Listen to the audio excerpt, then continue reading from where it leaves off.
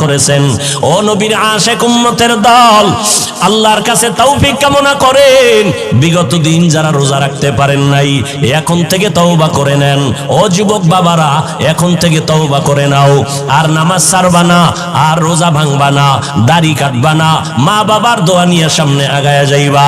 ও পর্দার আড়ালের আম্মা জানেরা, আল্লাহ এত সম্মান আপনাদের দান করেছেন। আজকে এই দারুল হেদায়ার পক্ষ থেকে 7টা সন্তান পাগড়ি নিয়েছে, হাফেজে কোরআন হয়েছে। এদের মা, এদের বাবাদের কলবটা কত খুশি, এদের কলিজা কত ঠান্ডা হয়ে গেল। এরে নবীর আশিকের দল, এরে আম্মা জান, আপনারা তো নবীদের মায়ের মতো মা, সাহাবায়ে কেরামদের মায়ের মতো মা, আলেম হাফেজে কোরআনের মায়ের মতো মা।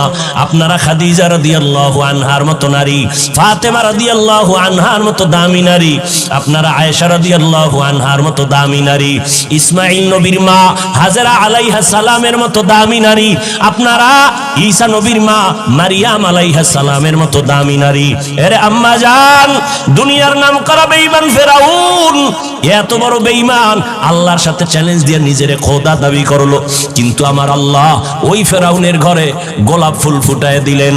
ফেরাউনের আপন স্ত্রী আসিয়াকে আল্লাহ ঈমানের দৌলত দান করলেন। একদিন ফেরাউন গোপনে দাঁড়ানো, আসিয়ার জবান থেকে আমার মাওলার নাম উচ্চারণ হইতেছে। ফেরাউন ডাক দিয়া কয়, আসিয়া কার নাম বলতেছো? বলে আমার মালিক মাবুদের নাম আমি উচ্চারণ করতেছি। বলে আমি তো মিশরের খোদা, তুমি আবার কোন খোদার নাম নেও? আসিয়া ডাক দিয়া কয়, রে ফেরাউন, মূসা নবী যে আল্লাহকে মানে আমিও তাকে মানি। ফেরাউনের মাথা গরম। আসিয়া এটা কি বলো? সারা মিশরবাসী মানে খোদা বলে মানে, তুমি যদি আমাকে খোদার স্বীকৃতি না দাও, আমার খোদাগিরির কোনো ভ্যালু থাকবে না। আসিয়া ডাক দিয়া কয়, রে ফেরাউন, আমি এক আল্লাহকে আল্লাহ বলে স্বীকার করেছি, মরিয়া গেল আমি ওই আল্লাহকে আর ভুলতে পারি না। ফেরাউন এক এক করে অত্যাচার, এক পর্যায়ে ফেরাউন আসিয়াকে ফাঁসি দিবে, শুলিবিদ্ধ করানোর জন্য তারিখ দিয়ে দিল, রেডি করে ফেললো। আসিয়া আল্লাহর দরবারে কাঁদতেছেন, ও আল্লাহ, ধৈর্য ধারণ করার তৌফিক দিও, ঈমানের পরীক্ষায় যেন তোমাকে ভুলিয়া না যাই, কারণ এই দুনিয়ায় কষ্ট করি কোনো কষ্ট না।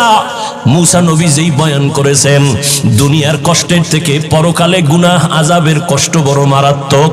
হাসরের ময়দানে সূর্যটা মাথার উপরে চলে আসবে, জাহান্নামের আগুনের গরম। দুনিয়াতে দিনের বেলা সূর্য, বৈজ্ঞানিকরা বলে জমিন থেকে 9,30,00,000 মাইল উপরে সূর্য, দিনে ছিল, রাতের বেলা নাই। কিন্তু এরপরও এত গরম, ফ্যানের বাতাস না হলে চোখে ঘুম আসবে না। ও আল্লাহর বান্দারা, হাসরের ময়দানের সূর্যের গরম কেমনে সহ্য করবা? এই ভয়ে সাহাবায়ে কেরামরা আজীবন কান্না করেছেন। আমার নবী পর্যন্ত হাসরের ভয়াবহতার কারণে চোখের পানি ছেড়েছেন। উম্মতের কি হালাত হবে? ও নবীর উম্মতের দল, আসি আল্লাহর কাছে কাঁদেন আর বলেন, আল্লাহ, সাবিরিনদের অন্তর্ভুক্ত বানায় দাও, আমি যেন তোমাকে ভুলিয়া না যাই। যখন শুলিবিদ্ধের তারিখ হলো, হাজারো লাখো মানুষ জমা হয়ে গেল। আসিয়াকে শুলিতে নিবে, আসিয়া কাঁদতেছেন। রাস্তা দিয়া মূসা নবী হেঁটে যান। পয়গম্বর মূসা নবীকে দেখিয়া আসিয়া হাউমাউ করে কাঁদেন আর বলেন, ও পয়গম্বর, আপনি জানেননি আমি আসিয়ার কেমন অবস্থা? কয়, জানি, তোমাকে ফেরাউন শুলিবিদ্ধ করবে, মেরে ফেলবে। কয়, আমি তো মরেই যাব। আপনার থেকে একটু জানতে চাই, আপনি তো আল্লাহর সাথে কথা বলেন, একটু বলবেন আমার উপরে আমার মাওলা বেজার না খুশি আছেন? আসিয়ার এই কথায় মূসা নবী বলেন, আসিয়া, তোমার উপরে আমার মাওলা বড় খুশি। এই কথা শুনিয়া আসিয়া কান্না শুরু করলেন, আল্লাহর কাছে দোয়া করলেন। ক্বালাত রাব্বি ইবনি লি ইনদাকা বাইতান ফিল জান্নাহ। ও দয়ার মালিক, দুনিয়ার এত বড় টাকাওয়ালা, খোদা দাবি করনেওয়ালা ফেরাউন, ওর ঘরের স্ত্রী হইয়া আমার থাকার জায়গা হলো না, আমার খানা নাই, আমাকে কষ্ট দিয়েছে। ও আল্লাহ, তোমার জন্য সব আমি মেনে নিলাম। আজ আমার একটা দাবি, ও দয়ার মালিক, তোমার কিনারায় জান্নাতে আমার জন্য একটা ঘর বানাইয়া দিও রে আল্লাহ। আসিয়া এই দোয়া করতেছেন আর কাঁদতেছেন। হঠাৎ করে আসিয়া মুস্কি হাসা শুরু, শুলিবিদদের মঞ্চে নিয়ে যাবে। ফেরাউন বলে, আসিয়া, মাত্র কান্না করলা, আবার হাসি কেন? আসিয়া ডাক দিয়ে কয়, রে ফেরাউন, তুমি জানো না আমার আল্লাহ আমার কলবের চক্ষুটা খুলিয়া দিছেন, তুমি তো দেখবা না, তোমার অন্তর নাপাক। আজ আমি ঈমান আনার কারণে আমারে তুমি জায়গা দাও নাই থাকার, কত কষ্ট দিয়েছো।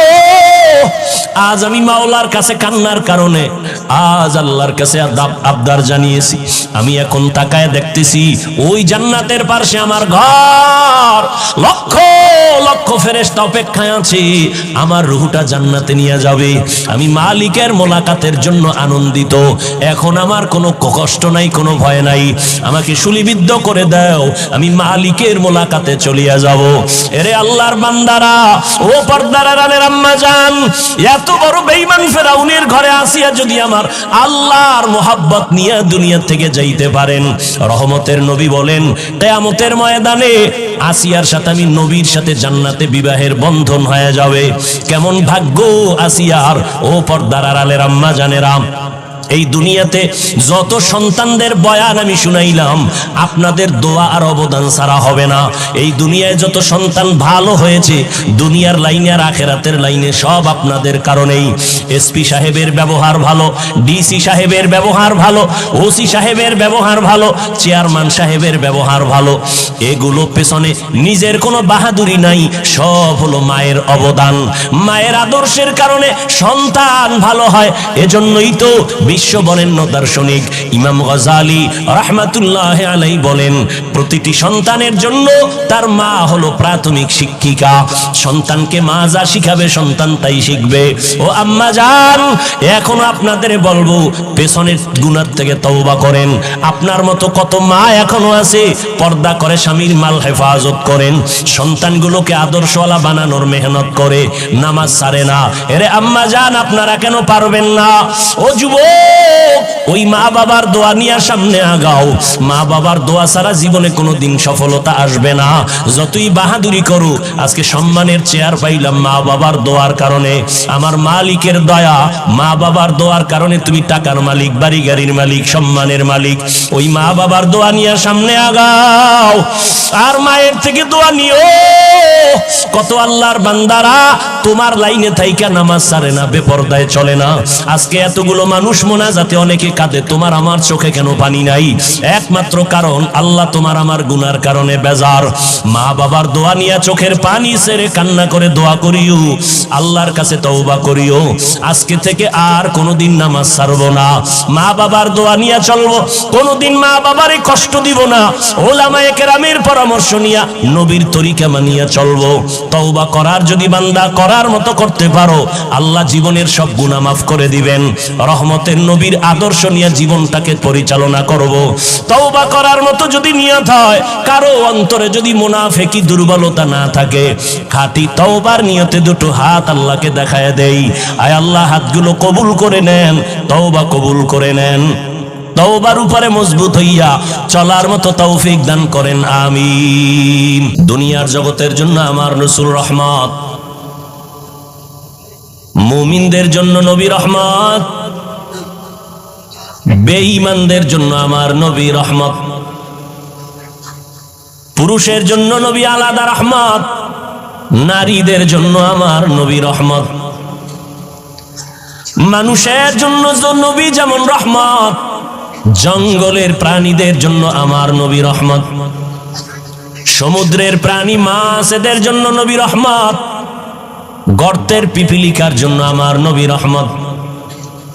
গাছের জন্য নবী রহমত, মাছের জন্য নবী আমার রহমত। জমিনের জন্য নবী রহমত, চন্দ্র সূর্যের জন্য আমার নবী রহমত। কেমন রহমতের নবী আমার, যার মধ্যে ভরপুর রহমত ছাড়া কিছুই নাই।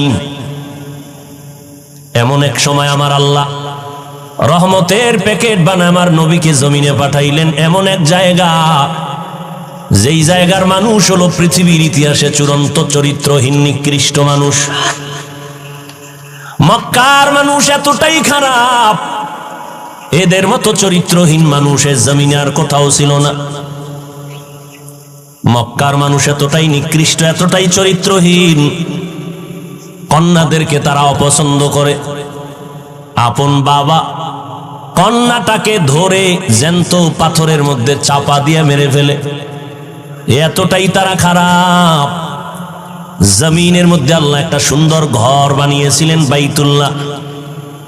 ইন্না আউওয়ালা বাইতি উযিআ লিন-নাসি লাল্লাযী বিবাক্কাতা মুবারাকাও ওয়া হুদা